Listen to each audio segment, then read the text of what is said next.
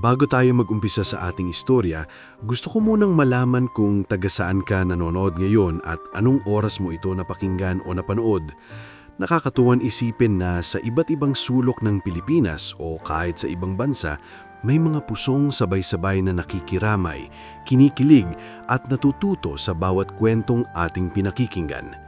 Kaya habang nagsisimula tayo, ihanda mo ang sarili mo sa isang kwentong hindi lang tungkol sa hirap ng buhay, kundi tungkol sa tibay ng isang babaeng pinanday ng panahon, pagod at pagmamahal sa pamilya.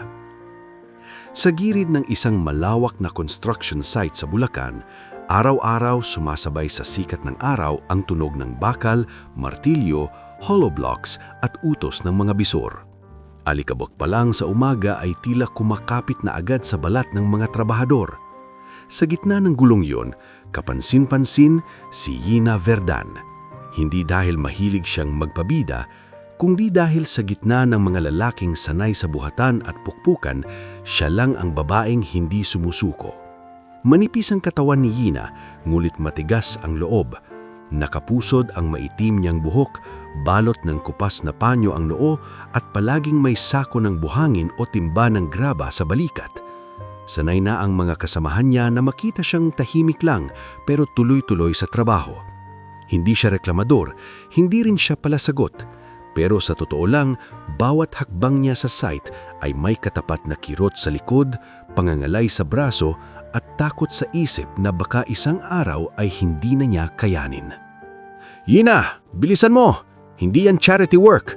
Sigaw ng bisor nilang si Brando Salve habang nakakunot ang noo at hawak ang clipboard. Hindi sumagot si Yina, yumuko lang siya at mas hinigpitan ang hawak sa timba. Napailing si Migs Anuran, ang crane operator na madalas makita sa pang-aapi kay Yina. Lumapit ito ng bahagya at marahang nagsabi, "Hayaan mo na yan, ganyan talaga yang si Brando. Akala mo tagapagmamana ng kumpanya." Bahagyang ngumiti si Yina. "Okay lang, basta may trabaho, titiisin ko." Hindi lahat dapat tinitiis, bulong ni Migs. Pero sanay na si Yina. Bata pa lang siya, kabisado na niya ang salitang tiis. Noong nabubuhay pa ang kanyang ama na si Rogelio, isa itong mahusay na mason. Hindi man yayaman, marangal ang pamumuhay nila noon. Tahimik lang ang buhay sa tabing eskinita, may hapunan tuwing gabi, may halakhakan sa lamesa at may pangarap pang unti-unting binubuo. Ngunit isang hapon sa isang construction project sa Maynila, bumigay ang pansamantalang platform na kinatatayuan ng kanyang ama. Hindi na ito nakauwi ng buhay. Parang kasabay ng pagkahulog ng kanyang ama ang pagbagsak ng buong pamilya nila. Ilang buwan matapos ang libing, inatake naman sa stroke ang kanyang inang si Luzvinda. Mula sa pagiging masipag na mananahi sa baryo, naging mahina at halos hindi na makabangon ang babae. Ang dating masiglang bahay nila ay napalitan ng katahimikan, pag-ubo at mga bayaring hindi alam kung paano mababayaran. Si Yina na nooy 21 taong gulang ka lamang ang kusang tumayong haligi ng tahanan. Huminto siya sa balaksanan niyang vocational course. Tinanggap niya ang kahit anong trabaho, labandera, taga-karga sa palengke, helper sa karinderya, hanggang sa mapadpad siya sa construction. Doon kasi mas mataas ang arawan, kahit kapalit noon ay pasa, hilo at unti-unting pagkaubos ng lakas.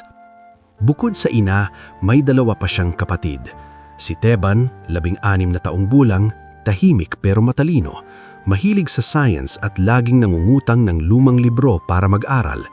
At si Mariel, 12 anyos, mapangarapin at malambing, laging sinasabing balang araw ay magiging nurse siya para siya naman ang mag-aalaga sa kanilang ina. "Nay, ito na po ang gamot nyo," sabi ni Yina isang gabi habang inaabot ang tubig sa inang nakahiga sa papag. "Anak, pagod ka na. Halata sa mga mata mo." "Hindi po ako pagod. Mas pagod po kayong mag-isip. Ako na bahala sa lahat." Mula sa sulok, nagsalita si Teban habang may hawak na notebook. "Ate, pwede bang wag mo munang bayaran yung project ko sa school? Gagawa na lang ako ng alternative." "Teban, kailangan mo yun." Mas kailangan natin ang gamot ni nanay. Saglit na natahimik si Ina. Alam niyang kahit mga bata pa ang kapatid niya, mabilis silang napipilitang tumanda dahil sa kahirapan. Ako na ang gagawa ng paraan, sabi niya. Mag-aral ka lang. Kinabukasan, mas maaga siyang pumasok sa site. Naabutan niya sa makeshift na kusina si Isabel Narte, ang kusinerang mahilig magdala ng sobrang lugaw at pritong isda para sa mga trabahador na walang baon. "O Ina, bakit ang aga mo?" tanong ni Isabel habang naghahalo ng malaking kaldero ng sabaw. "Kailangan ko po ng extra hours, Ate Isabel." "Extra hours na naman, hindi ka bakal ha." "Kung bakal po ako, sana hindi ako nasasaktan." Pilit na biro ni Ina. Napabungtong hininga si Isabel. "Magdala ka mamaya nitong tirang ulam para sa nanay mo. Lagi na lang po kayong may tulong." Kapag mabuti ang tao, hindi mahirap tulungan. Tandaan mo yan. Hindi alam ni Ina, may isang pares ng matang tahimik na nakamasid sa kanya mula sa di kalayuan. Nakadamit lang ng simpleng polo at kupas na pantalon ng lalaki.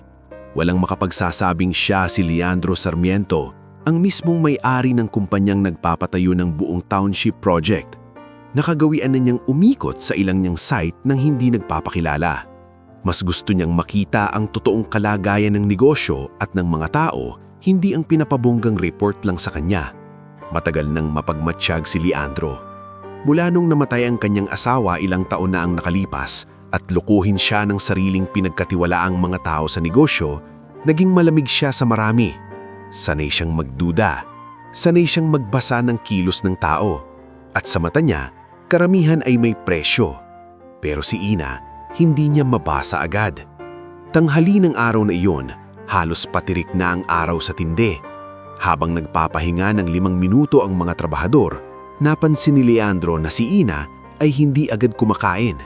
Binuksan nito ang baon niyang 2 pirasong galunggong at kaunting kanin, saka lumingon sa bakod ng site. Naroon si Mang Pilo, ang matandang dating karpinterong wala ng regular na hanap buhay, na paminsan-minsang tumutulong sa paligid kapalit ng konting barya at pagkain. Lumapit si Ina at iniabot ang 1 pirasong isda at kalahati ng kanin niya. "Ina, hindi na iha," mahina nitong sabi. "Kumain na po kayo, Mang Pilo. Mamaya pa po uwian." "Eh ikaw, busog pa po ako." Nakita ni Leandro na nagsisinungaling ang dalaga. Kita sa bilis ng paglunok nito ng laway at sa pagpikit niya ng saglit habang nakatingin sa natitirang kaunting kanin sa baonan. Maya-maya, may isa pang eksena siyang nasaksihan. Si Lori Van, isang babaeng tagalinis ng mga gamit sa site, ay umiiyak sa gilid matapos malaman sa tawag na kailangan niyang bumili agad ng brace para sa nabaling kamay ng anak. Rinig ni Leandro ang nanginginig nitong boses. "Hindi ko alam saan kukuha. Kulang na kulang ang sasahurin ko sa Friday." Walang sabi-sabing, hinubad ni Ina ang maliit na pouch mula sa bulsa ng kanyang maong at iniabot ang ilang lokot na perang malinaw na pinag-ipunan. "Oh Ina, wag," gulat ni Lori. "Paano ka naman? Babawian niyo na lang po kapag kaya na. Mas kailangan ngayon ng anak niyo." "Eh, paano yun sa inyo?" "May paraan po. Meron at meron." Napatitig si Leandro. Hindi niya may paliwanag pero may kung anong bumigat sa dibdib niya. Parami na siyang nakilalang mahihirap na natutong maging tuso dahil sa gutom. Hindi nila masisisi. Pero ang makakita ng isang taong halos wala na ngang maibigay sa sarili pero nagagawa pa ring mag-abot sa iba, iyon ang bihirang-bihira. Pagdating ng gabi, bitbit ni Ina ang tirang ulam ni Isabel at ang pagod na parang bakal sa balikat, umuwi siya sa inuupahang barong-barong nila sa dulo ng iskinita. Pagpasok pa lang ay bungad agad si Aling Heloisa, ang kanilang may-ari ng inuupahang silid. "Ina, pangatlong paalala ko na to ha. 2 linggo na kayong delay sa renta. Pasensya na po Aling Heloisa, sa Sabado po may kalahati na akong may bibigay." Kalahati? Lahat ng tao may dahilan, hindi dahilan ang inululuto sa kaldero. "Pakiusap po, huwag niyo muna kaming paalisin. May sakit po si nanay." Hanggang kailan ako maaawa? Napayuko si Ina. Hindi na siya sumagot dahil alam niyang bawat paliwanag ay dagdag lang sa hiya. Pagkaalis ng landlady, nadatnan niya si Mariel na pinapaypayan ng kanilang ina. "Ate, nilagnat po ulit si nanay kanina," sabi ng bata. Lumapit agad si Ina. Mainit ang noo ng kanyang ina. Sa isang sulok naman, tahimik na nakaupo si Teban na halatang may gustong sabihin ngunit nag-aalangan. Ate, mahinang tawag nito. May sulat po galing school. Kinuha ni Ina ang papel. Notice iyon tungkol sa hindi pa nababayarang miscellaneous fees at posibilidad na hindi makasama si Teban sa upcoming science activity. Napapikit siya. Isang renta. Isang bayarin sa eskwela. Gamot. Therapy. Pagkain para bukas. Parang sabay-sabay na bumagsak ang lahat sa dibdib niya. Pero gaya ng dati, hindi siya umiyak sa harap ng mga kapatid niya. Ngumiti siya kahit pilit.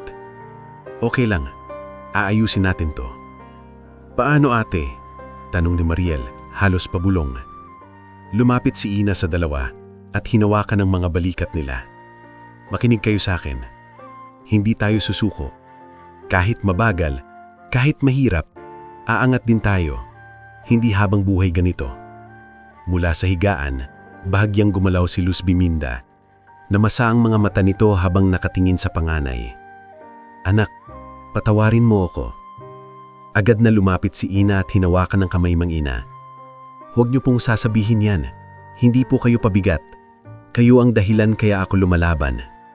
Sa gabing iyon, halos wala nang natirang pagkain para sa kanya. Pero tiniyak muna niyang nakakain ng lahat. Nang tulog na ang magkakapatid at mahimbing na rin ang kanyang ina, lumabas siya ng bahay at umupo sa sirang bangkong kahoy sa labas.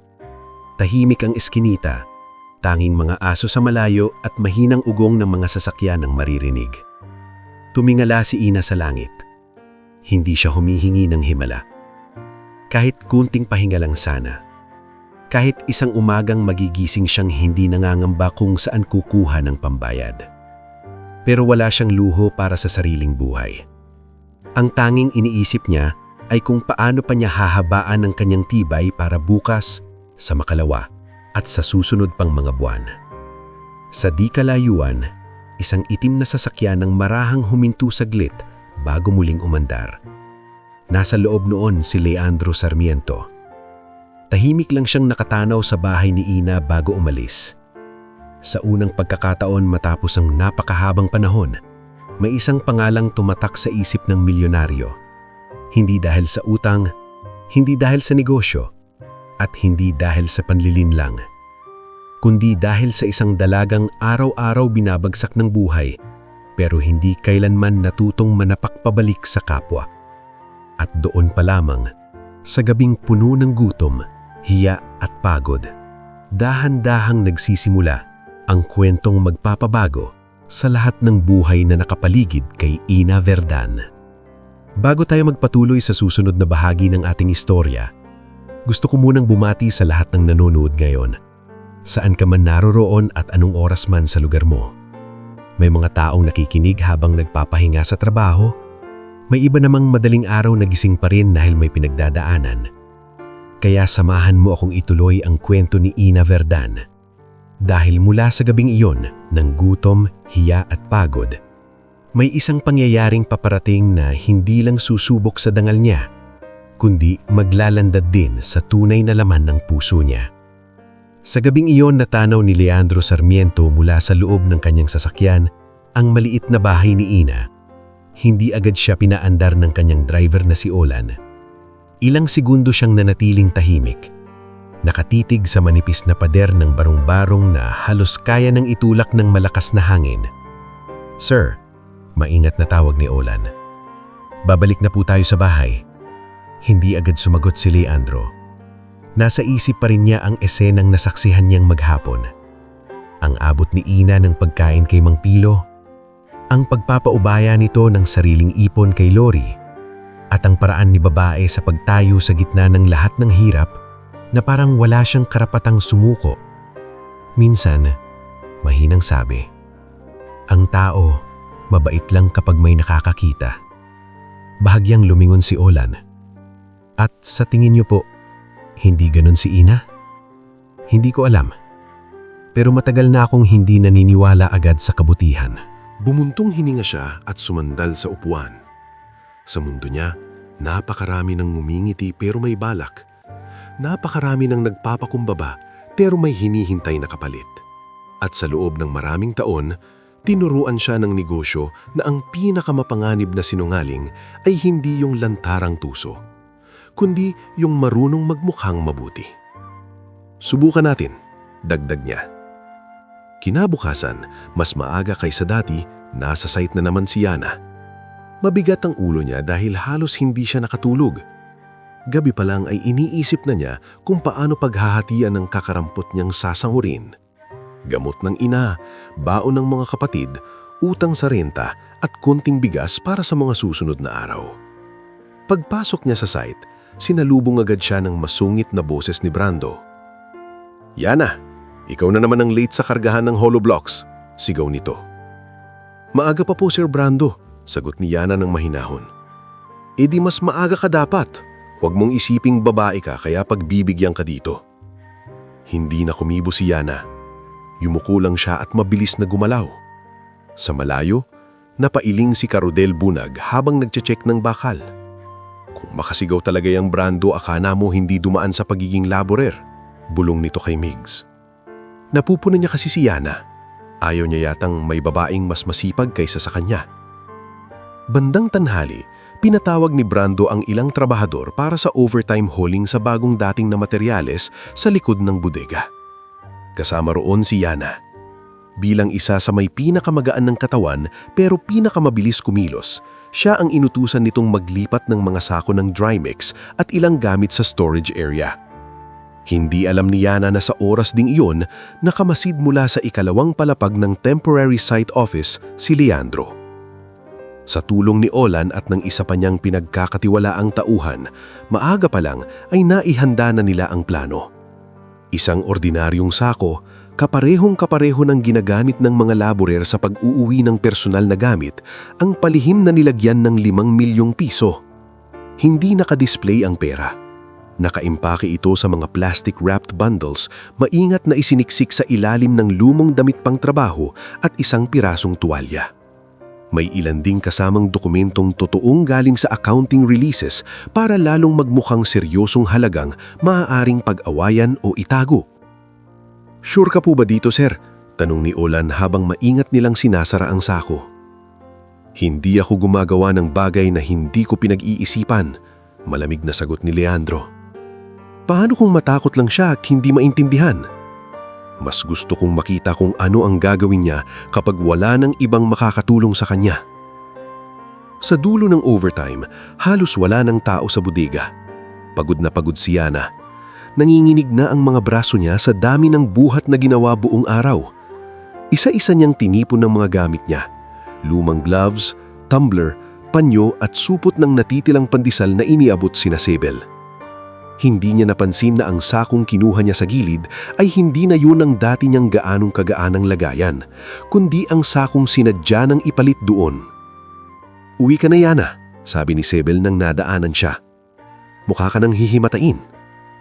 "Opo, dadaan lang po ako sa butika." "May pambili ka pa ba?" "May konti pa po." Huminto si Sable at inabot sa kanya ng isang nakatiklop na pera. "Dagdag, huwag ka nang tumanggi." "Ate Sable, nakakahiya naman po. Mas nakakahiya kung pababayaan mo ang nanay mo. Sige na." Napangiti si Yana. "Salamat po." Habang naglalakad palabas ng site, bitbit ang sako sa balikat, napansin niyang parang mas mabigat iyon kaysa karaniwan. Akala niya umpisa dahil lang sa sobrang pagod siya. Ilang beses pa niya iyong inayos habang naglalakad papunta sa sakayan. "Bakit parang ang bigat mo ngayon?" bulong niya sa sarili. Pagdating sa kanilang inuupahang bahay, nadatnan niyang nakaupo si Tiban sa tapat ng lampara, nag-aaral sa lumang nitong notebook. "Ate, kumain ka na ba?" tanong nito. "Hindi pa, kayo?" "Oo, pinainom ko na rin si nanay ng gamot." Lumapit si Mariel at yunakap ang baikang ni Yana. "Ate, may assignment po ako tungkol sa dream job." Napagod mang ngumiti, ginulo niya pa rin ang buhok ng kapatid. "Ano ang isinulat mo?" "Nurse, para maalagaan ko si nanay at ikaw. Masaya na ako roon," sabi ni Ina, kahit parang may kumurot sa dibdib niya. Pagkatapos maghilamos at magpakain sa ina, saka lamang niya naisipang buksan ang sako upang ilabas ang tuwalya at palitan ang damit na basa sa pawis. Ngunit nang hawakan niya ang loob, agad siyang natigilan. Hindi tela ang una niyang nakapa, kundi makapal na bagay na may tigas at tuwid na gilid. Napakunot ang noo niya. Kinuha niya ang laman. Pagkabunot niya ng unang bundle, para siyang biglang pinagsakluban ng langit at lupa. Pera. Sunod-sunod na bundle ng pera. Sa una, akala niya peke. Ngulit nang lumapit siya sa ilaw at makita ang detalye ng papel, tuluyan siyang namutla. Nanginginig ang mga daliri niyang isa-isang naglabas pa ng laman mula sa sako. Hindi lang isa, hindi lang dalawa. Sandamakmak iyon. Hindi niya man agad mabilang, halatang milyon ang halaga. Ate, mahinang sabi ni Teban mula sa likod. Ano yan? Mabilis na natakpan ni Ina ang pera ng tuwalya at lumingon. Wala, gamit lang sa site. Pero halatang halata sa mukha niya ang takot. Nang makatulog na ang magkakapatid at humina ang pag-ubo ng kanilang ina, muli niyang inilabas ang laman ng sako. Inisa-isa niya ang bundles habang nanginginig. Kasama ng pera ang ilang dokumento at resibo mula sa kumpanya. Doon niya unti-unting naunawaan na ito ay hindi simpleng pera lang na naligaw. Malamang may-ari ito. Malamang hinahanap na ito. At kapag mali ang naging galaw niya, maaari siyang mapagbintangang magnanakaw. Ngulit kasabay ng takot ay dumating ang isa pang bagay na mas mahirap kalabanin. Tukso. Hindi niya kailanman inamin iyon ng malakas, pero sa loob ng gabing iyon, kinaharap niya ang pinakamatinting laban na hindi kayang makita ng kahit sino. Pinagmasdan niya ang mga bungkus ng pera, at sa unang pagkakataon sa loob ng maraming taon, may isang boses sa isip niya ang bumulong. Ito na ang sagot. Ito na ang operasyon ni Nanay. Ito na ang matrikula ni Teban at Mariel. Ito na ang bahay na hindi tinatabla ng ulan. Ito na ang buhay na hindi araw-araw hinihingal sa hirap. Napaupo si Ina sa gilid ng papag at napahawak sa noo. Hindi siya santo, hindi rin siya bato. Dukas siya at alam niyang may mga taong mas may kasalanan pa kaysa sa kanya, ngumit mas maginhawa ang buhay. Sa loob ng ilang minuto, hindi niya mapigilan ng isipin kung ano kaya ang itsura ng umagang gigising siya nang hindi natatakot sa bayarin. Pumikit siya, at sa isip niya, narinig niya ang boses ng kanyang ama. Anak, mahirap maging marangal, pero pag nawala yan, kahit anong yaman, hindi ka rin makakatulog. Napadilat siya. Huminga siya ng malalim at tumingin sa mga kapatid na payapang tumutulog sa lapag, sa inang hirap huminga kahit sa tulog, sa manipis na bubong na butas-butas at sa perang kayang baguhin ang lahat. Pero kaya rin nitong sirain ang lahat. Makalipas ng halos 1 oras ng katahimikan, maingat niyang ibinalik ang lahat sa sako at tinali iyon. Hindi siya agad nagpasya kung kanino isusuko, pero may isang bagay na malinaw sa kanya. Hindi niya ito pwedeng angkinin. Kinabukasan, imbes na pumasok agad sa trabaho, dumiretso siya kay Isabel sa kusina ng site. At Isabel, sabi niya, halos pabulong, may kailangan po akong ipakita sa inyo. Nang makita ni Isabel ang lamang sa sako, napaatras ito sa gublat. Diyos ko, Ina, saan mo nakuha to? Sa sako ko po kagabi, hindi ko alam kung paano napunta sa akin. May nakita ba? Wala po akong pinagsabihan, kayo pa lang. Pinaupo siya ni Isabel at pinainom ng tubig. Mabuti at hindi mo itinago, pero delikado to. Kapag may naghanap at may makaalam na nasa iyo, baka ikaw ang pag-initan. Ilang minuto pa, pinatawag nila si Carodel. Pagdating ng matandang foreman, agad ding tumigas ang mukha nito sa nakita. Hindi ito biro. Hindi ito perang basta napulot lang. Ano pong gagawin natin? Tanong ni Ina. Hindi sa office agad, sagot ni Carodel matapos mag-isip. Kailangan may record ka muna sa labas ng site para walang makasabing natago mo. Dahil doon, nagpasya silang dumiretso sa barangay hall bago pa tuluyang kumalat ang usapan. Doon sila sinalubong ni Kapitana Horina Velasco, isang babae ring sanay humarap sa mga gusot ng komunidad at ng barangay secretary na si Omeng Dalisay na agad nagtala ng incident report. Habang inaayos ang dokumento, tahimik lang si Yena. Nanginginig pa rin ang tiyan niya sa kaba. Bawat minutong lumilipas, naiisip niyang baka may paparating ng mga pulis, baka may susugod at maninisi, baka isang maling hakbang lang ay mawala na rin ang tanging trabaho na bumubuhay sa pamilya niya.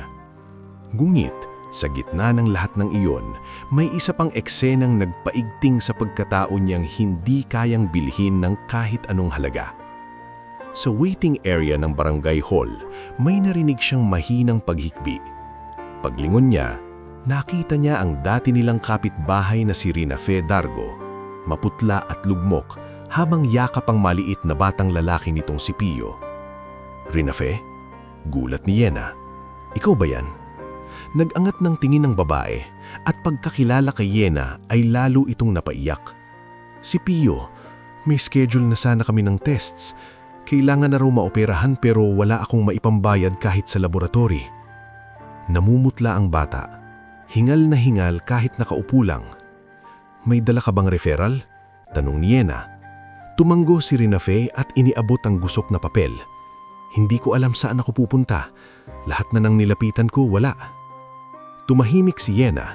Sa likod niya, nasa iisang sako ang 5 milyong piso na pwedeng tumapos sa lahat ng problema niya. Pero hindi kanya ang perang iyon. Ang nasa bulsa lang niya ay ang kaunting perang na itabi niyang pambili sana ng gamot at pamasahe sa susunod na linggo. Marahang binuksan ni Yena ang pouch niya at inilabas ang natitira niyang pera. "Heto muna," sabi niya kay Rina Fe. "Ipa-check up mo ulit siya. Tapos hintayin mo ako. May kilala si Ate Isabel na charitable doctor sa municipal hospital. Baka matulungan tayo." Napalunok si Rina Fe. "Pero Yena, mukhang ikaw pa nga ang mas nangangailangan." "Sa ngayon, siya muna," sabi niya habang nakatingin kay Pio. Bata pa siya. Hindi nakita ni Yena, ngunit mula sa hindi kalayuan, may mga matang tahimik na nakamasid sa kanya. Naroon si Leandro. Hindi siya lumapit, hindi siya nagsalita, ngunit sa unang pagkakataon matapos ang napakahabang taon ng pagdududa, nakaramdam siya ng bagay na hindi niya inasahan. Hindi paghanga, kundi pagkabigla. Dahil ang babaeng akala niya ay susubukin lang ng pera ay hindi man lang inunang isipin ang sarili niyang kapahamakan. At doon pa lamang nagsisimulang lumalim ang pagsubok na magbabago sa lahat. Bago tayo magpatuloy sa susunod na bahagi ng ating istorya, gusto ko munang batiin ang bawat isa sa inyo na nakatutok ngayon, umaga man, hapon o 10 oras ng gabi. May mga kwentong hindi lang pinakikinggan kundi dinadala sa dibdib dahil ramdam na ramdam natin ang bigat ng bawat pasanin ng mga tauhan. Kaya samahan mo akong ituloy ang kwento ni Yena Verdan dahil matapos niyang piliing huwag ang kinin ng perang kayang bumago ng buhay niya, mas mabibigat na pagsubok ang unti-unti nang lalapit. At sa pagkakataong ito, hindi lang tukso ang haharapin niya, kundi mga taong handang samantalahin ang kabutihan niya. Hindi agad nakaalis si Yena sa barangay hall matapos niyang maabutan ng kaunting pera si Rina Fe para sa anak nitong si Pio. Sa totoo lang, gusto na sana niyang tapusin ang incident report at bumalik sa site, pero naroon pa rin ang kaba sa dibdib niya. Ang sako na may 5 milyong piso ay parang may sariling bigat na hindi lamang sa balikat, kundi pati sa isip. Sa harap niya, ang barangay secretary Omeng Dalisay ay abalang nagsusulat. "Pakihilinaw nga ulit, Yena," sabi nito habang nakasalamin at nakayuko sa logbook. "Anong oras mo nadiskubre ang laman ng sako?" "Mga bandang 9:00 ng gabi, pagkatapos kong mapatulog si nanay at mga kapatid ko." "At wala kang pinagsabihan agad?" "Wala po. Kinaumagahan ko na lang po sinabi kina Ate Isabel at Karodel." Tumanggo si Kapitana Horina Velasco na nakaupo sa dulo ng mesa. "Tama lang yon. Mas mabuti nang may saksi ka bago ito dalhin sa kung saan. Kasi sa totoo lang, Hiha, sa ganitong halaga ng pera, hindi mo alam kung sino ang unang magbibintang at sino ang unang magpapanggap na may-ari." Napayuko si Yena. "Ayoko pong masangkot sa gulo. Gusto ko lang po itong maisauli ng maayos." Doon pa lamang, may anino nang gumagalaw sa paligid ng pangalan niya. Sa construction site, wala pa mang opisyal na pahayag, nagsimula nang mapansin ni Brando Salve na wala si Ina sa unang bugso ng trabaho. Dahil likas na mahilig manghimasok, agad siyang nag-usisa kay Migs. Nasaan yung bida-bidang si Ina? Mataray nitong tanong. Nagkibit balikat si Migs. May inayos lang, darating din yun. May inayos? Mapanyang ulit ni Brando. Baka naman kung anong racket na naman. Wala nang sinabi si Migs, pero sa tono pa lang ni Brando, halatang hindi ito titigil hanggat walang napupuna.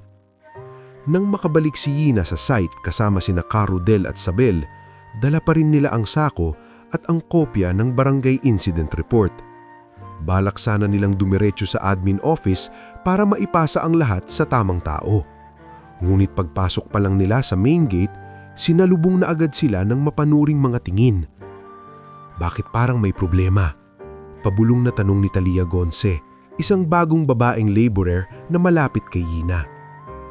May aasikasuhin lang, maikli niyang sagot. Ngunit huli na ang lahat para mapigilan ang unang binhi ng chismis. Habang naglalakad sila patungo sa office, napansin ni Brando ang higpit ng pagkakahawak ni Ina sa sako. Isa iyon sa mga klasing tingin na kayang palitan ng kwento kahit wala pang naririnig. Ano yung dala mo? Biglang tanong ni Brando, humarang sa daan. Personal ko pong gamit, sagot ni Ina. Aba, bakit kailangan samahan pa ni Carudel at Sabel? At bakit mukhang takot na takot ka? Brando, putol ni Carudel. Tabi muna, may official matter. Official matter? Ngumisi ito. Baka official nakaw. Napatigil si Ina. Hindi dahil gusto niyang patulan si Brando, kundi dahil alam niyang ang ganitong salita kapag kumalat ay parang apoy sa tuyong damo. Sir Brando, pigil ang boses niyang sabi, wala po akong kinuha na hindi akin. Talaga? Sumulyap si Brando sa sako.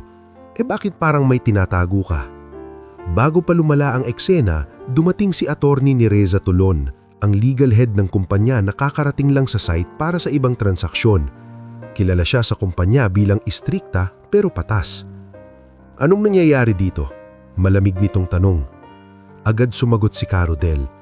Ma'am, may kailangan pong i-report si Ina formally. May incident record na rin po sa barangay. Sa mismong conference room ng site office, isa-isang inilatag ni Ina ang buong pangyayari. Nasa mesa ang sako, ang mga dokumento, ang barangay report at ang mga mukha ng mga taong may iba't ibang iniisip. Tahimik si attorney ni Reza habang sinusuri ang pera at ang mga papeles.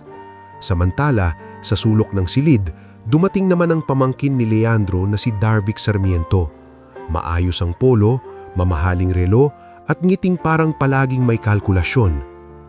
Narinig ko may issue daw tungkol sa pera, sabi nito habang pumapasok. Ano to? Mabilis siyang binigyan ng buod ni Brando na parang siya na ang unang imbestigador sa nangyari. Ma'am, singit agad ni Darvic kay attorney ni Reza. Kung pera ng kumpanya yan, dapat sa finance agad i-turn over. Wala nang masyadong proseso, baka lumala pa. Napatingin si Ina sa kanya. Hindi niya maipaliwanag pero may kung anong mali sa bilis ng lalaki na akuin ang direksyon ng usapan. May proseso po tayo. May barangay record na rin po para protektado lahat ng panig. Napatingin si Ina sa kanya, bahagyang tumaas ang kilay. Marahil hindi nito inaasahan na ang simpleng construction worker ay magsasalita ng ganoon kaingat. Aba, marunong ka pala sa proseso. Ani niya na may ngiting hindi mawari kung papuri ba o panghahamak. Sapat lang po para hindi ako madamay sa kasalanang hindi ko ginawa. Napatigil si Brando. Maging si Sabel ay napatitig kay Ina. Hindi siya pasigaw, hindi siya palingkera, pero sa sandaling iyon, kitang-kita na hindi siya ang tipong basta matitinag sa sindak ng mas may kapangyarihan. Habang tumitindi ang tensyon, tahimik lamang nakamasdan si Leandro mula sa salaming bintana ng adjoining room. Hindi pa rin niya inilalantad ang sarili. Gusto niyang makita kung hanggang saan ang tatag ng dalaga kapag may mga taong mas mataas sa amya ang nangingibabaw sa usapan. Pinilit ni Darvic na paikutin ang sitwasyon. Ganito na lang. Sabi niya, iiwan mo na rito ang pera. Kami na ang bahala. Wala ka nang dapat alalahanin. Pero hindi ko malas ang kamay ni Ina sa sako. Hindi po maaari, sabi niya. Bahagyang namilog ang mata ni Brando. Anong hindi maaari? Pamangkin siya ng may-ari. Hindi ko po sinasabing hindi siya otorisado. Maingat ngulit matatag niyang tugon. Ang sinasabi ko lang po, dapat may written acknowledgement, kumpletong bilang at pirma ng lahat ng tatanggap para wala pong masabi bukas o sa susunod na linggo na nabawasan, nadagdagan o nawala sa kamay ko. Ilang segundo ng katahimikan ang bumalot sa silid. Si Attorney Nereza ang unang nagsalita. Tama siya. Napalingon si Darvic. Ma'am? Tama si Ina. Ulit ni Attorney Nereza. Kung may unofficial turnover dito, mas delikado sa company at sa kanya. Gagawa tayo ng tamang chain of custody. Sa unang pagkakataon, tila nabahag ang ngiti ni Darvic. Sa labas ng office, lumaganap na ang usapan. Alam mo ba, bulong ng isang mason kay isa pa, may milyones daw na nakuha si Yina. Naku, sabi ni Brando, baka galing daw sa vault. Hala, baka kaya pala laging tahimik, may tinatago. Ganito ang bilis ng chismis, mas mabilis pa sa katotohanan. At hindi lamang sa site umabot ang bulong-bulungan. Kinabukasan, pag uwi ni Yina sa bahay, nadatnan niyang may lalaking nakatayo sa labas ng iskinita, nakasandal sa poste. Nang lumapit siya, sa kanya lang nakilala. Si Celso Verdan. Pinsan niya sa panig ng ama. Isang lalaking hindi naman nila nakikita kapag may sakit o gutom sila, pero laging may dalang ngiti kapag may naamoy na pakinabang. Pinsan, malambing nitong bati. Uy, tagal kitang hinahanap. Napahigpit ang hawak ni Yina sa kanyang bag. Bakit? Wala naman, nangangamusta lang. Balita ko kasi, may magandang nangyari sa'yo. Hindi agad sumagot si Yina. Anong magandang nangyari? Alam mo na, huwag na tayong maglokohan. Lumapit ito ng kaunti at ibinaba ang boses. Narinig ko sa kanto, may malaking pera raw na dumaan sa'yo. Chismis lang yun. Talaga? Ngumisi si Celso. Bakit parang kabado ka? Tumaas ang balahibo ni Yina. Hindi man niya alam kung paano nakaabot ang usapan kay Celso, malinaw na may mga taingan na itong nakikinig sa kung saan-saan. Kung may kailangan ka, sabihin mo na, malamig niyang sabi. Ibinaba ni ito ang tono. Ganito na lang, tutulungan kitang manahimik ang ibang nakakaalam. Alam mo naman, maraming mapagsamantala. Pero syempre, hindi libre yon. Wala akong kailangan sa'yo. Sigurado ka, kasi minsan, mas mabuting may kakampi ka sa pamilya. Pamilya, napatawan ng mapait si Yina. Nasaan ka nung inlibing si tatay? Nasaan ka nung na-stroke si nanay? Nasaan ka nung tinatanggal na kami sa inuupahan? Natigilan si Celso, ngulit sandali lamang. Kaya nga bumabawi ako ngayon. Hindi ako interesado. Pumasok si Yina nang hindi na lumilingon, ngulit buong gabi hindi siya makapakali. Hindi lang dahil sa pera, kundi dahil ramdam niyang nagsisimula ng pumutok ang mga mata na naghihintay sa pagkadapa niya. Kinabukasan, pinatawag siya muli sa main office. Ngunit sa pagkakataong ito, hindi sa conference room ng site, kundi sa mas pribadong tanggapan sa main city office ng Sarmiento Group. Sinalubong siya ni Attorney Nereza at pinaupo sa isang maliit ngulit maayos na lounge. May kakausapin sa'yo, sabi ng abogada. Sino po? Hindi na nito sinagot. Makalipas ilang sandali, bumukas ang pinto. At doon unang tumayo sa harap ni Yina ang lalaking ilang ulit na niyang nakikitang paikot-ikot sa site sa payak na damit. Ngulit ngayon ay malinaw nang hindi siya ordinaryong tauhan. Si Leandro Sarmiento mismo. Biglang napatayo si Yina. Kayo po. Tumanggo si Leandro. Oo, ako ang may-ari ng kumpanya at ako rin ang naglagay ng 5 milyong piso sa sako mo. Parang huminto ang oras. Hindi agad sumagot si Yina. Pinaghalong pagkagulat, pagkalito at hindi maipaliwanag na kirot ang laman ng dibdib niya. Ako, mahinang sabi ni Leandro, ginawa ko yun para subukin ka. Subukin? Ulit ni Ina, halos pabulong. Matagal na akong nagmabansay sa'yo. Gusto kong malaman kung totoo ang kabutihan mo. Napangiti si Ina pero hindi ungiti ng tuwa, kundi ng isang taong nasaktan pero pinipiling labanan ng sarili. Sa inyo po siguro. Marahan niyang sabi, madaling sabihin ang salitang pagsubok.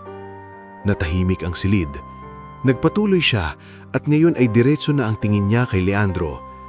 Pero para sa isang taong araw-araw iniisip kung alin ang uunahin, gamot ba ng ina niya o baon ng kapatid niya, napakalupit po ng ginawa niyo. Hindi nakaimik si Leandro.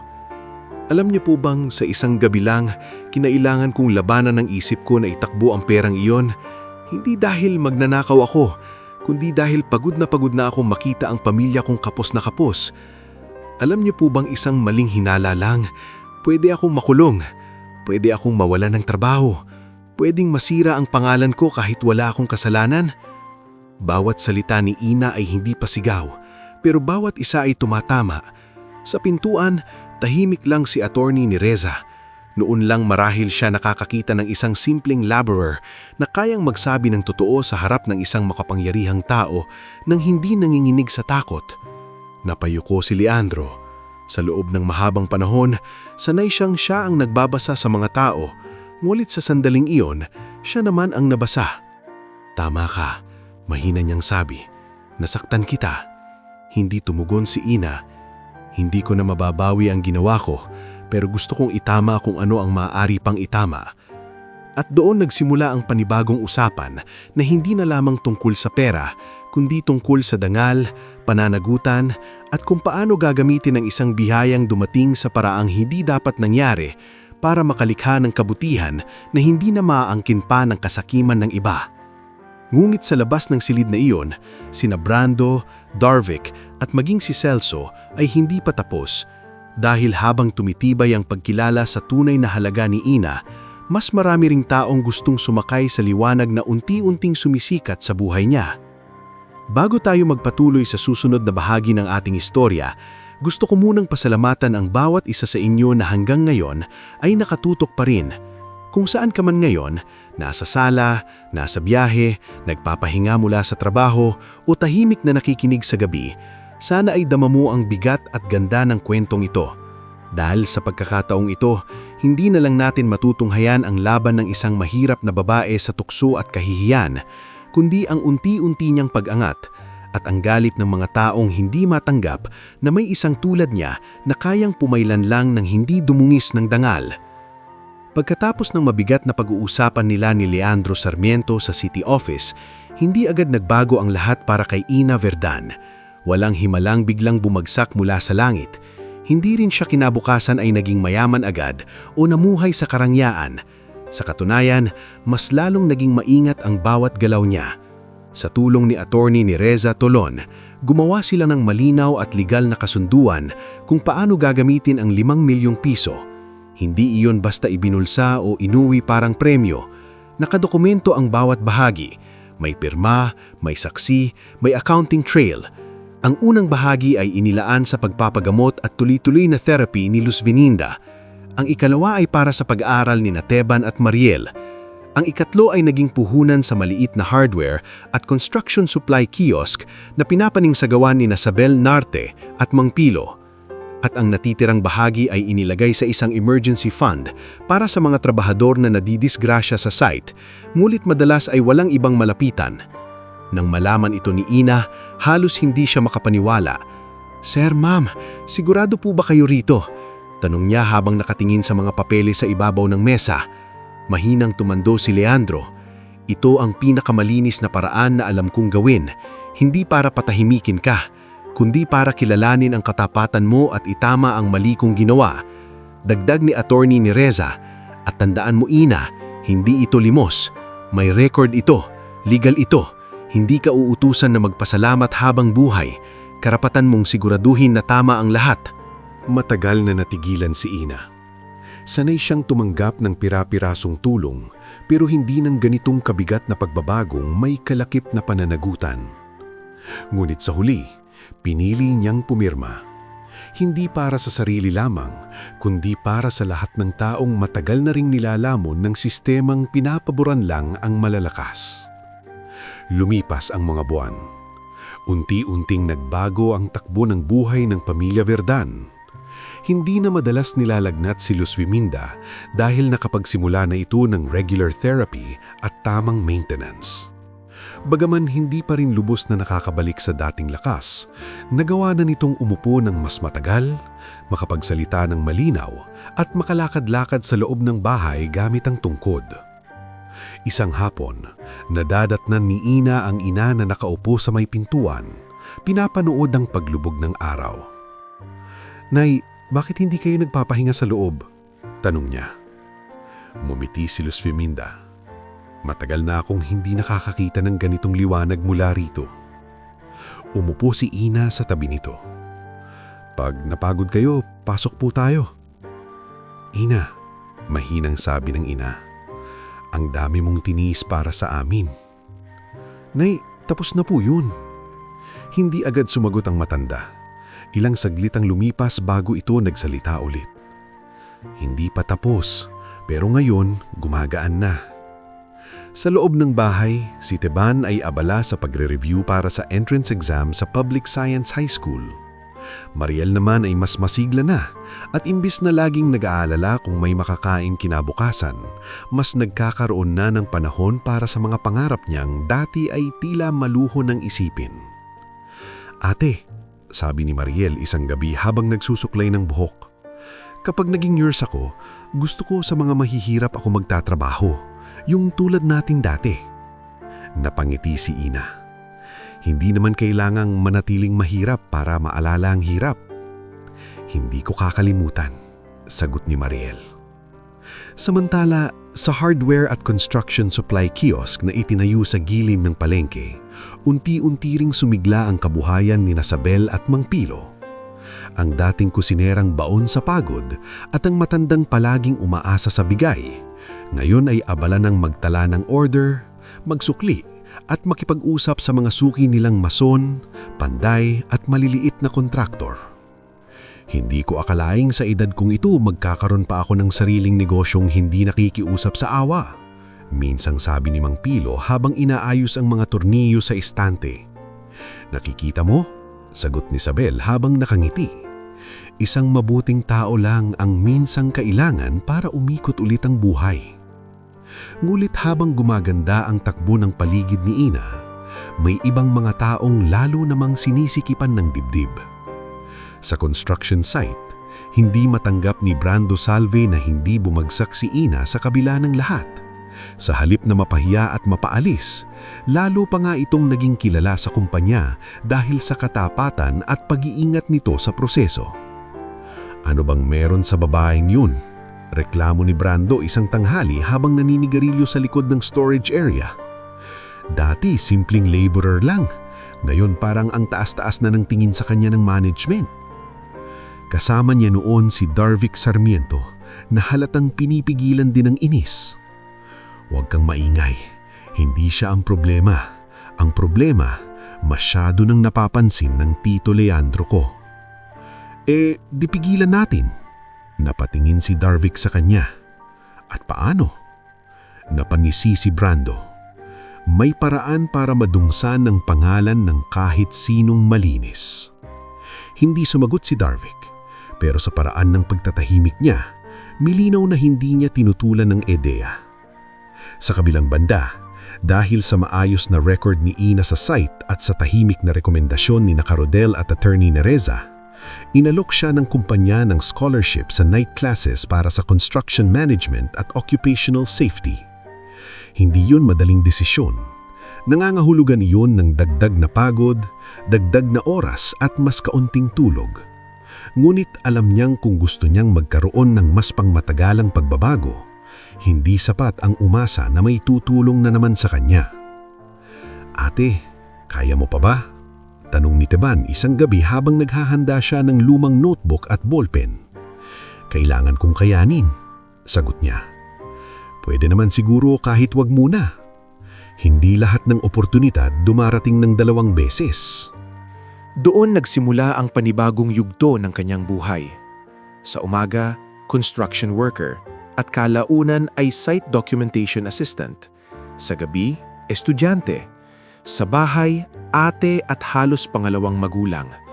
Hindi ni siya basta nagbubuhat lamang. Natutunan rin siyang bumasa ng site plans, mag-check ng safety compliance, at magtala ng hazards sa proyekto. Hindi siya nagbago sa ugali, pero lumawak ang abot ng kaya niyang gawin. Napangsin ito ng maraming trabahador. Si Jayco Marban, isang dating pahinante na naging equipment aide, ang unang lumapit sa kanya para magpatulong sa pag-fill out ng accident reimbursement form. Ate Yaina, pwede bang patingin? Nahihiya akong magsabi sa office, baka sabihin bobo ako. Kinuha niya ang papel at ngumiti. Walang bobo sa nagtatanong. Halika, turuan kita. Sunod naman si Nympha Ulere, isang biyudang utility staff na hirap maaprubahan ng leave para sa anak na may hika. Tulungan mo naman ako, Yaina. Hindi ko maintindihan itong memo nila. Sige, Ate Nympha, basahin natin isa-isa. Pati si Talia Gonze, ang kapwa niya babaeng laborer, ay madalas lumapit sa kanya tuwing may problema sa scheduling o sa sahod. Ayaw nilang paniwalaan na kulang ang na-credit sa attendance ko, sabi ni Talia. Titignan natin yan, sagot ni Yaina, basta dapat may kopya ka ng oras mo. Dahil dito, unti-unting minahal ng mga ordinaryong trabahador si Yaina. Hindi siya nagyayabang, hindi siya nagpapakita ng yabang dahil lang napapansin na siya ng management. Sa halip, lalo pa siyang naging tulay ng mga taong walang lakas ng loob magsalita para sa sarili nila. At yun ang lalong ikinanit ng ulo ni Darvic at Brando. Lumipas ang halos 2 taon. Sa panahong iyon, si Yaina ay hindi na simpleng laborer. Isa na siyang safety compliance coordinator sa isa sa mga bagong site ng Sarmiento Group. Isang posisyong pinaghirapan niya. Hindi minana, hindi iniregalo. Maaga siyang dumarating, umiikot sa site, nagsusuri ng harness, scaffolding, fire exits at kondisyon ng materyales. Kahit nakaupo na siya minsan sa meetings, hindi nawala ang ugali niyang makihalubilo sa rank and file. Isang umaga, habang iniinspeksyon niya ang delivery ng bakal para sa isang bagong gusali, may napansin siyang kakaiba. Jeko, tawag niya, pakikuha nga ang manifest nitong batch. Pagkabasa niya sa dokumento at pagkumpara sa actual delivery, kumunot agad ang noo niya. Bakit mas magaan ito kaysa sa nakalagay sa specs? Tanong niya. Napakamot si Jericho. Hindi ko po alam, Ma'am Yaina. Galing po yan sa supplier na direktang kinausap ng office. Aling office? Natahimik si Jeko. Kay Sir Darvic po dumadaan ang approval niyan. Hindi muna nagsalita si Yaina, ngunit may malamig na kutob ng gumapang sa kanyang dibdib. Hindi nagtagal, may isa pang senyales. Sa ikatlong palapag ng site, may isang support frame na halos bumigay habang may mga trabahador sa ibaba. Mabuti na lamang at maagap siyang nakapangsin sa pagbaluktot ng metal brace. Itigil ang trabaho, sigaw niya. Lahat umatras, ngayon na. Nagkagulo ang paligid, bumaba agad ang mga tao. Ilang segundo pa lamang ang lumipas ng tuluyang kumalansing at mabuwal ang bahagi ng support frame. Kung hindi niya ipahinto ang trabaho, malamang ay may malulubhang nasaktan o namatay pa. Dumating si Brando na halatang inis. Ano na naman to? Bakit mo pinatigil? Malaki ang mawawala sa oras. Lumingon si Yaina, pawis at alikabok ang mukha ngulit matagas ang boses. Mas malaking mawawala kung may malilibing tayo. Tinatakot mo lang ang mga tao. Huwag mong baligtarin ang nangyari, putol niya. Substandard ang materyales. Dumilim ang mukha ni Brando. May ebidensya ka. Sapat para ipasuri ito. Nang makarating ang report sa main office, agad na kumilos si Attorney Neresa. Inutusan niya ang independent audit team na siyasatin ang procurement records, delivery receipts at site approvals.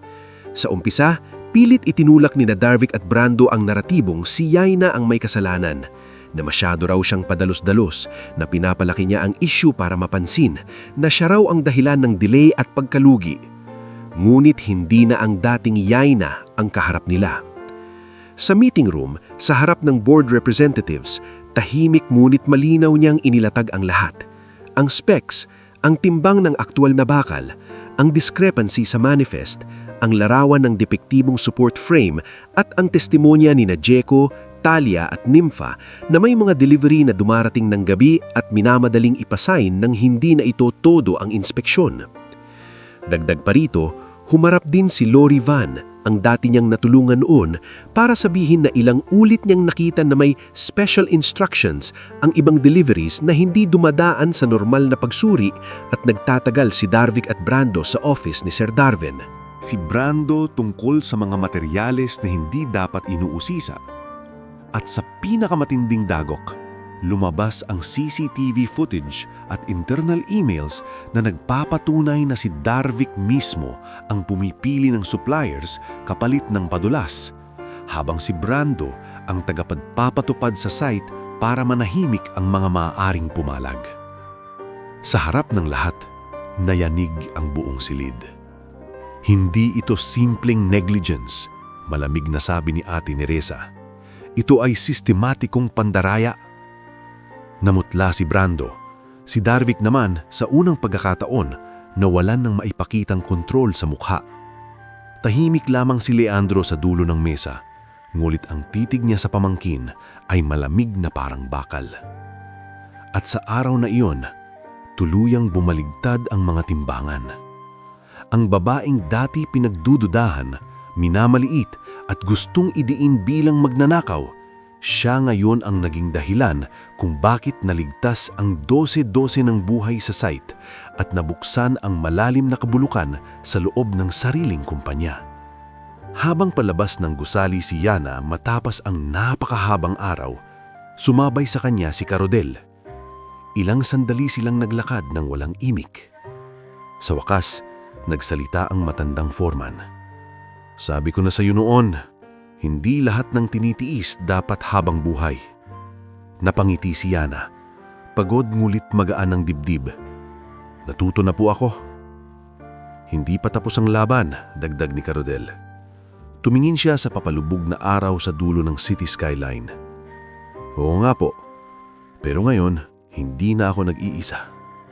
At totoo iyon. Dahil habang mas lalong lumalantad ang kasamaan ng mga taong gustong humatak sa kanya pababa, mas lalo namang tumitibay ang mga taong handang tumayo sa tabi niya, hindi dahil kawawa siya, kundi dahil pinatunayan niyang karapat-dapat siyang samahan sa laban. Bago tayo magpatuloy sa huling bahagi ng ating istorya, gusto ko munang magpasalamat sa iyo na umabot hanggang dito. Kung anong oras mo man ito pinapakinggan at saan ka man naroroon ngayon, sana ay dama mo ang bigat, pag-asa at pagbabago sa buhay ni Yana Verdan. Dahil sa bahaging ito, hindi lang natin makikita ang pagbagsak ng mga taong gumawa ng masama, kundi ang buong bunga ng kabutihang matagal niyang pinanghawakan kahit ilang ulit siyang sinubok ng buhay. Pagkatapos ng mabigat na investigasyon sa procurement anomaly ng kumpanya, naging maugong sa loob ng Sarmiento Group ang pangalan ni Yana Verdan. Hindi bilang simpleng empleyadong sinuwerte, kundi bilang babaeng nagligtas ng maraming manggagawa sa posibleng trahedya at naglakas loob lumaban sa sistemang matagal nang pinapakinabangan ng iilang makapangyarihan. Ngunit para kay Yana, hindi iyon panahon para magbabad sa papuri. Marami pa rin siyang iniisip sa bahay. Marami pa rin trabahador ang nangangailangan ng boses. At higit sa lahat, alam niyang ang laban ay hindi nagtatapos sa pagkakalantad ng katiwalian. Madalas, mas mahirap ang susunod, ang pagtiyak na hindi na ito mauulit. Makalipas ang ilang linggo, pinatawag siya ni Leandro Sarmiento sa punong tanggapan ng kumpanya. Hindi na ito tulad ng una nilang pribadong pag-uusap na puno ng sugat at pagsisisi. Sa pagkakataong ito, maayos ang conference room. Naroon si Ate Neresa, ilang board representatives at maging sina Carodel at Sabel bilang piling mga saksi sa panibagong hakbang na gagawin ng kumpanya. Tahimik lamang umupo si Yana. Sanay pa rin siyang mag-ingat tuwing kaharap ang mga matataas na tao. Hindi dahil sa takot, kundi dahil mas alam na niya ngayon ang bigat ng bawat salitang bibitawan sa ganoong klaseng silid. Si Leandro ang unang nagsalita. Yana, sabi nito, diretso ang tingin sa kanya. Hindi na maikakaila ng kahit sino ang nagawa mo sa kumpanyang ito at para sa mga tao sa ilalim nito. Hindi agad sumagot si Yana. Bilang pagkilala, gusto ka naming ipromote bilang head ng bagong bubuuing Workers' Welfare and Site Integrity Program ng Sarmiento Group. Mas mataas na posisyon, mas malaking sahod, mas malawak na kapangyarihan. Nagtinginan ng ilang nasa silid. Kay Isabel pa lang, halata ang tuwa. Si Carodel naman ay tahimik lang, pero kita sa mukha nitong ipinagmamalaki niya ang dalaga. Subalit imbes na agad matuwa, ilang saglit nag-isip si Yana. Sir, mahinaw niyang sabi, kung tatanggapin ko yan, may kondisyon ako. Bahagyang tumaas ang kilay ng isang board member. Si Leandro naman ay tila lalong naging interesado. Sabihin mo. Huminga ng malalim si Ina bago nagsalita. Hindi sapat na palitan lang ang tao sa pwesto. Kung gusto ninyong may tunay na magbago, kailangan may konkretong proteksyon ng mga ordinaryong manggagawa. Kailangan may annual check-up sila. Kailangan may insurance na hindi pinapahirapan ni claim kapag na-aksidente. Kailangan may malinaw na grievance desk na hindi hahawakan ng mga bisor na sila ring ang pinagrereklamuhan. At kung maaari po, gusto kong magkaroon ng daycare at scholarship support para sa mga anak ng rank-and-file workers. Natahimik ang silid. Hindi iyon maliit na hiling. Hindi iyon pabor na kayang tapusin sa isang memo. Iyon ay isang pagbabagong aalog sa nakasanayang sistema ng kumpanyang mas sanay sa tubo kesa sa malasakit. Isa sa board representatives ang umubo at nagsalita. Miss Verdan, maganda ang hangarin mo, pero napakalaki ng budget na kakailanganin yan. Maingat na lumingon si Ina sa lalaki. Mas malaki po ang nagagastos kapag may namamatay sa site, may nasisirang pamilya, at may mga batang napipilitang huminto sa pag-aaral dahil walang maayos na suporta ang mga magulang nilang araw-araw inilalagay ang buhay sa peligro. Muling natahimik ang lahat. Si Attorney ni Reza ang unang sumangayon. She has a point. Napasandal si Leandro sa kanyang upuan. Sa ilang segundo, para bang binalikan siya ng maraming taon ng pagninegosyo. Mga taon ng paghabol sa kita, pagpapalawak ng projects at pag-iisip na ang maayos na negosyo ay sapat na ebidensya na maayos din ang kalagayan ng tao sa ilalim nito.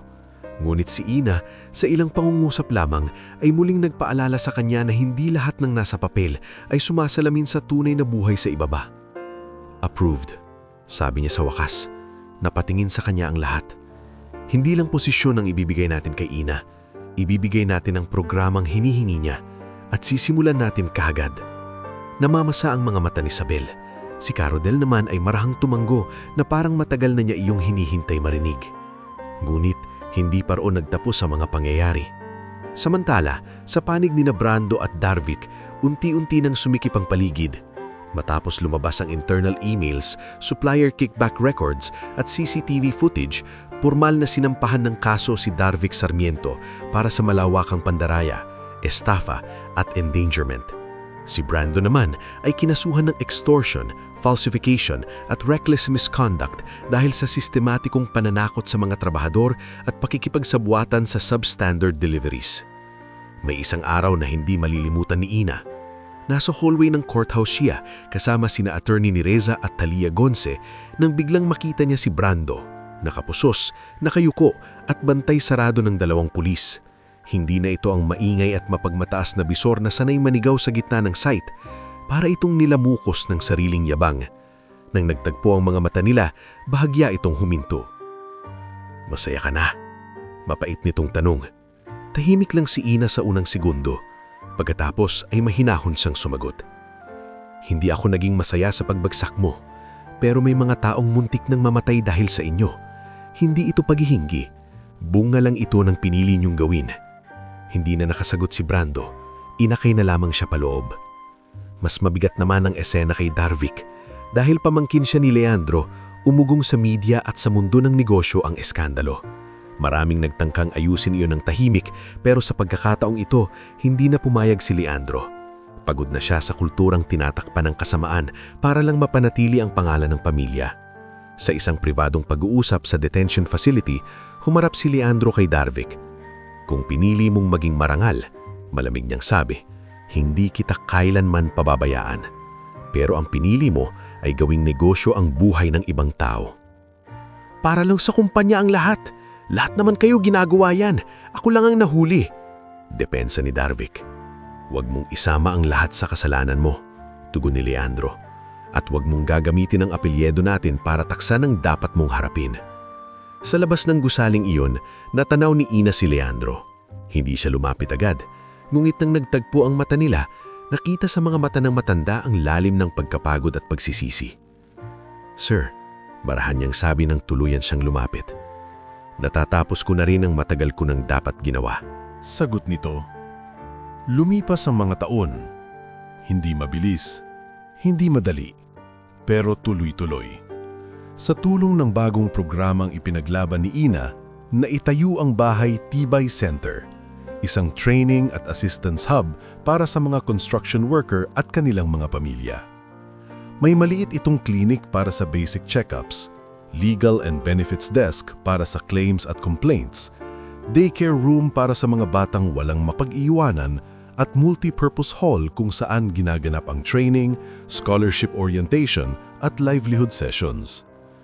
Si Isabel ang naging isa sa pangunahing tagapangasiwa ng nutrition program para sa mga pamilyang nasa critical recovery.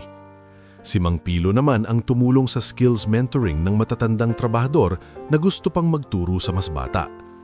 Si Mariel, nang makapagtapos ng nursing, ay naging volunteer nurse roon. Si Teban naman, na nagtapos ng may karangalan at nakakuha ng engineering scholarship, ay madalas bumalik sa center tuwing bakasyon upang magturo sa mga anak ng laborer ng basic math at science. Minsan, habang nag-iikot si Ina sa center, may batang lumapit sa kanya at marahang humawak sa dulo ng kanyang manggas. Paglingon niya, napangiti siya. Si Pio iyon, ang batang minsang nakita niyang maputla at hingal na hingal sa barangay hall. Ngayon, mas matangkad na ito, masigla at may hawak pang drawing notebook. Ate Ina, sabi nito, tingnan mo po, ikaw po yan. Ipinakita ng bata ang iginuhit na larawan. Isang babae na may helmet, hawak ang kamay ng iba't ibang tao, at sa likod ay may gusali na may nakasulat na Bahay Tibay Center. Ang ganda nito, sabi ni Ina, napangiti kahit na masa ang mga mata. Sabi po ni Mama, kung hindi dahil sa inyo, baka wala na ako. Lumuhod si Ina upang pumantay sa kanya. Hindi Pio, maraming tumulong. At paglaki mo, tumulong ka rin sa iba. Iyon ang tunay na sukli. Samantala, si Luz Viminda ay tuluyan ng nakaakalakad ng maayos gamit ang tungkod at sa ilang pagkakataon ay kaya na ring magluto ng simpleng pagkain sa bahay. Hindi na barong-barong ang tinitirhan nila, kundi isang maliit ngulit matibay na bahay na hindi tinatagos ng ulan at hindi ginagapang ng takot tuwing katapusan ng buwan. Isang gabi, habang sabay-sabay silang naghahapunan, napatingin si Luz Viminda kay Ina. Anak, sabi nito, naaalala mo ba noong wala tayong makain at ikaw pa ang huling kumakain para mauna kami? Ngumiti si Ina. Naaalala ko po. Ngayon, patuloy ng Ina, hindi lang pamilya natin ang nabago mo, pamilya na rin ng napakarami. Sa tapat ni Ina, nakangiting tumanggo si Mariel. Si Teban naman ay nagbaba ng baso at nagsabi, Ate, hindi mo kami binuhat para lang makaahon. Tinuruan mo rin kami na huwag kalimutan ang mga naiwan. Napatahimik si Ina. Sa loob ng maraming taon, ang pinakamatinding pangarap niya ay simpleng ginhawa para sa pamilya. Pero heto siya ngayon, nakatingin sa hapag na puno ng mga tao na hindi na kinakabahan kung may kakainin pa bukas, at sa buhay na lumawak lampas sa inaakala niyang kaya niyang abutin. Makalipas pa ang ilang panahon, formal siyang ginawang partner ni Leandro sa social development arm ng Sarmiento Group.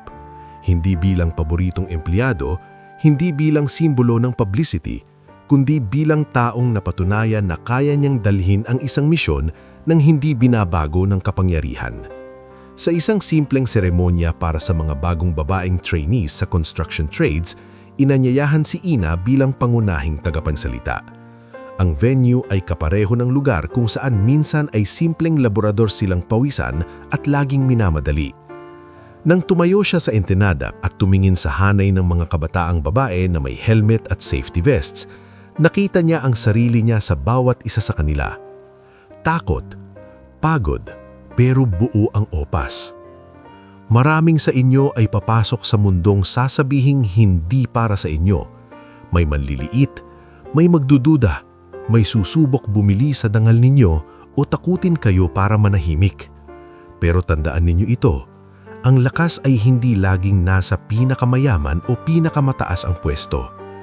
Minsan, nasa taong kahit pagod na, pinipili pa ring maging tama. Sa dulo ng programa, pumalakpak ang lahat.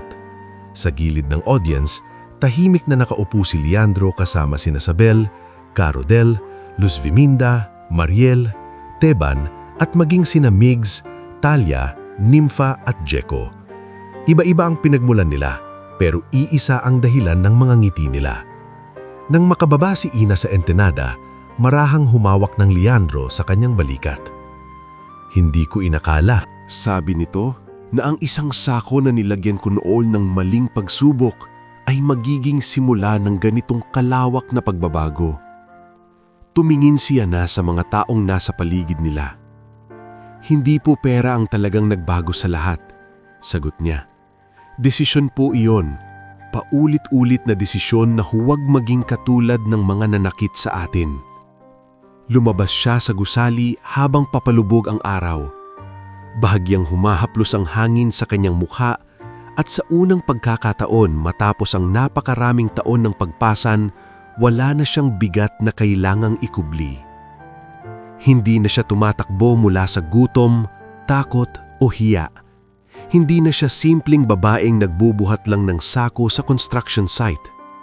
Siya na ngayon ang babaeng nagpatunay na ang kabutihang pinanghahawakan kahit walang kasiguruhan ay kayang bumuo ng tahanan, magligtas ng buhay, magtuwid ng sistema at magpabago ng kinabukasan ng napakaraming tao.